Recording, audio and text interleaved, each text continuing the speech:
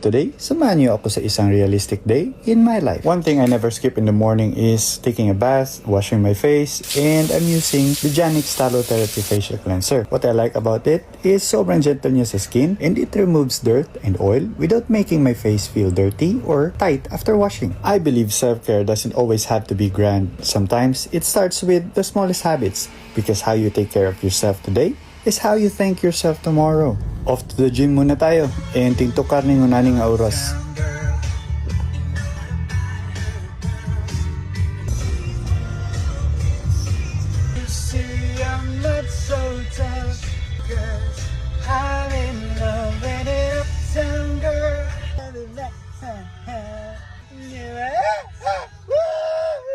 Anyways, honestly, there are days na tinatamad talaga ako. Pero discipline has always been stronger than motivation. Motivation comes and goes, pero discipline, yan yung magdadala sa'yo kahit wala kang gana. The gym taught me something that life keeps reminding me. Result doesn't happen overnight. Every rep, every workout, every small improvement, they all add up. Kagaya lang ng buhay. You don't have to become better overnight. You just have to become a little better than yesterday. One of the things I look forward to every day is training with my friends. Hindi lang kami sabay-sabay mag-workout, we make sure na walang may iwan. Every time someone says, "Kya, hindi ko na kaya," someone will always answer, "Isa pa, kaya mo yan, isa pa." Di ba gibulagan ka sa imong uyab ka nangitaglain, pisin jawa ka, dapat mo lami kang nyawa ka. Sumbagon ko manang naong nimo na. Working out with friends isn't about competition, it's about helping each other become stronger. May mga araw na ako yung nagmamotivate sa kanila, and there are also days na sila naman yung nagtutulak sa akin kung wala akong energy. And that's what makes a great training partner. Di ba naman na? So anara na siya, you surround yourself with people who push you forward not because they want to compete with you, but because they genuinely want to see you succeed.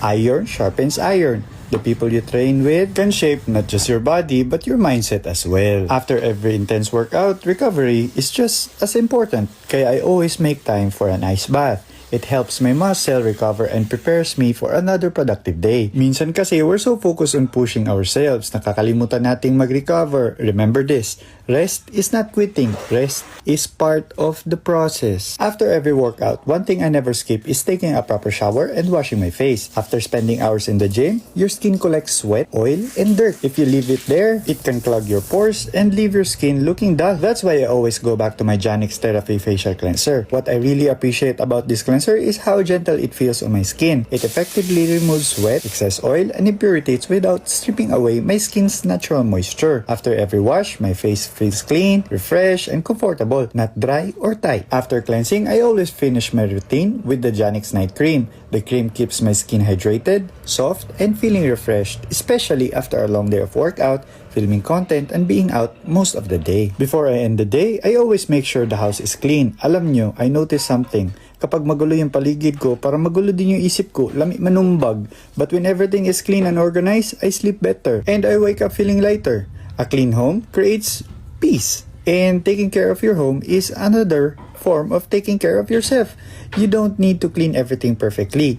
Just spend a few minutes putting things back where they belong. Di ba kanang pagmata nimo walay hugason, walay silhigon, walay kinahanglan mapan, hamugaway kay nya, lami kay mga piden anak kay limpyo kay mo utok na. Bitaw anyways, feeling nako ba bisag unsa pa ka expensive or bisag pag unsa ka grand ng imong facial routine or mga products nga ginagamit nimo, kung damak ka sa inyong balay, labi na ng unlan nimo, di nimo gonna change ng imong beddings ug ang imong habol unsa ba na diha.